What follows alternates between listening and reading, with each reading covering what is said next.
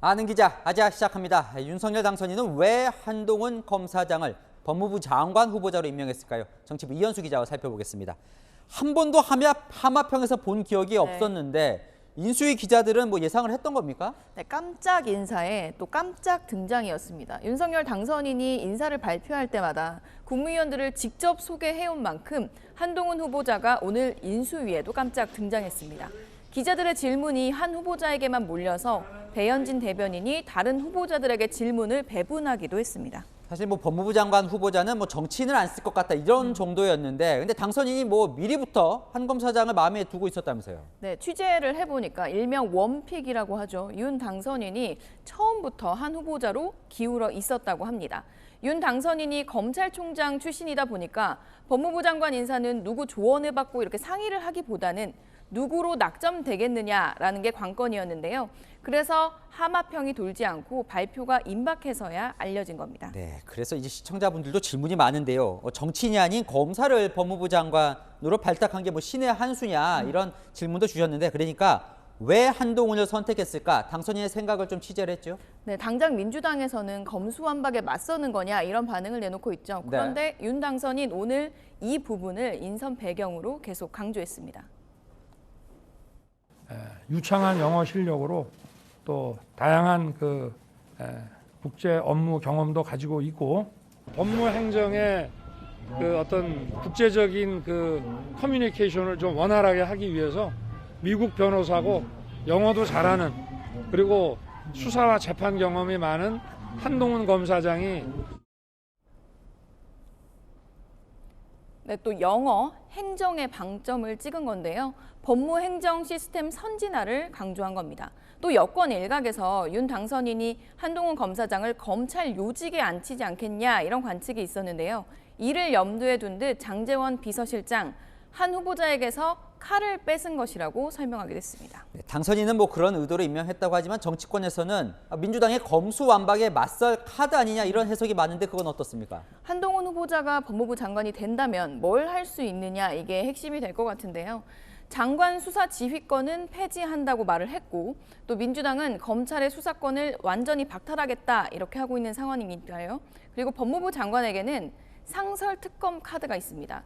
장관 권한으로 상설특검을 가동시킬 수 있거든요.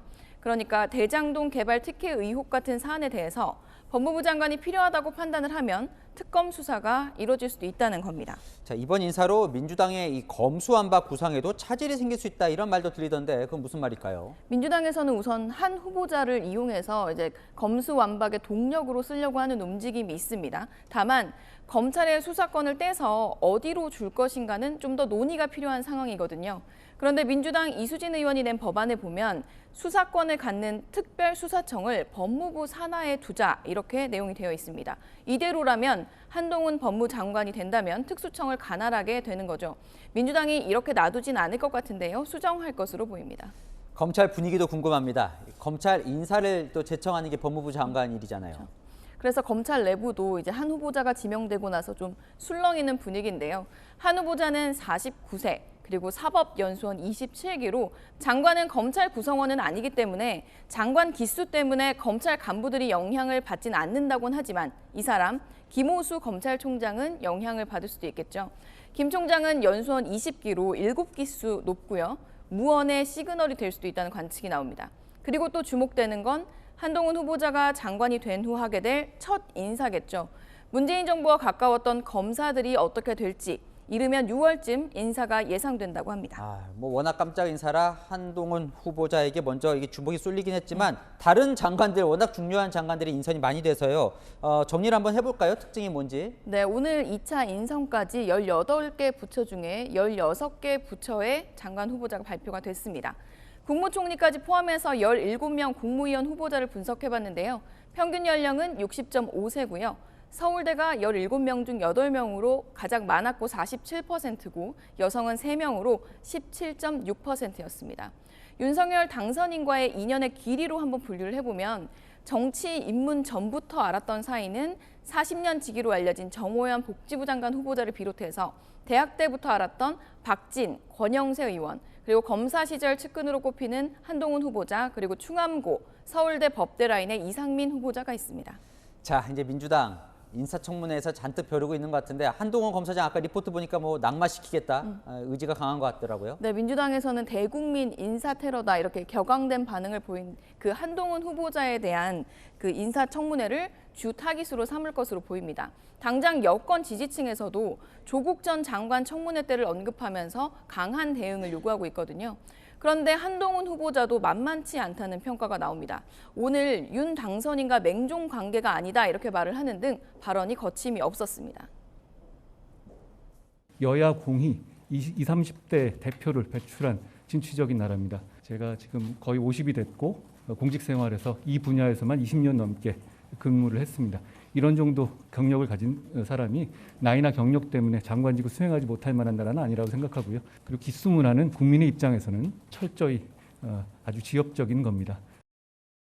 자, 이 다른 후보자들도 좀 검증이 진행되면서 논란거리들이 좀 있는 것 같습니다. 네, 정호영 복지부 장관 후보자의 옛날 칼럼, 2010년 기고한 칼럼이 논란이 되고 있습니다.